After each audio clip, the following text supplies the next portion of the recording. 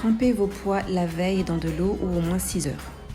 Pour réaliser la recette, il vous faudra 2 tasses de pois cassés, mais j'ai utilisé cette marque-là, une cuillère à soupe de masala, une cuillère à soupe d'ail, une cuillère à soupe de sel, du curcuma frais ou sec, un bouquet de coriandre, 2 oignons ou échalotes, un piment pour ceux qui aiment pimenter, de la ciboulette et il vous faudra un robot pour réaliser la pâte.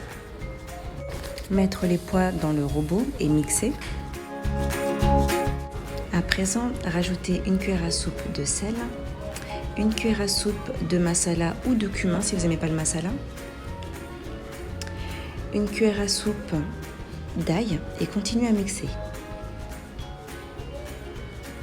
Pour faciliter le mélange, je vais râper le curcuma frais dans le robot. Vous pouvez aussi rajouter, si vous n'avez pas de curcuma frais, une cuillère à soupe de curcuma en poudre.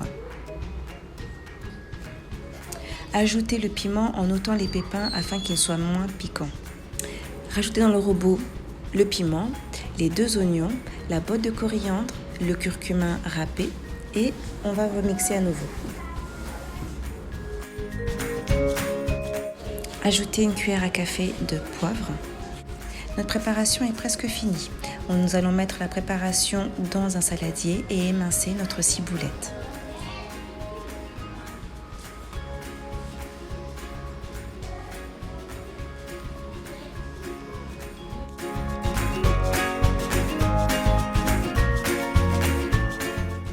Aidez-vous d'une cuillère à soupe pour former vos beignets. L'avantage de prendre une cuillère à soupe, c'est d'avoir la même quantité de pâte et d'avoir des boules de la même quantité, de la même densité. Ensuite, roulez-la entre vos mains. Et ainsi de suite, jusqu'à épuisement de la pâte.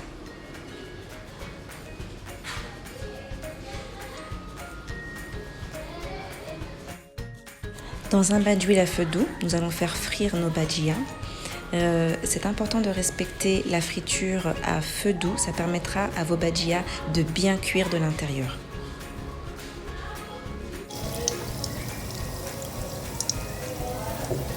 Remuez vos bhajia de temps en temps, cela permettra d'avoir une cuisson homogène.